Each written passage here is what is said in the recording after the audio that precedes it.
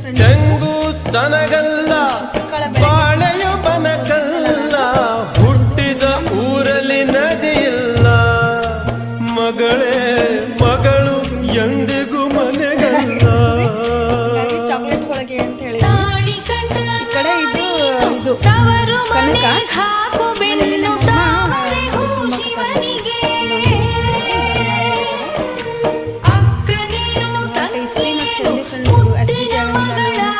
ಕಡಲೆಬೇಳೆ ಹೋಳಿಗೆ ತಿಂದಾಗೆಲ್ಲ ಸಾಯಂಕಾಲ ಒಳಗಡೆ ನಮ್ಗೆ ಗ್ಯಾಸ್ಟ್ರಿಕ್ ಆಗೋಕ್ಕೆ ಸ್ಟಾರ್ಟ್ ಆಗುತ್ತೆ. ಬಟ್ ಇದು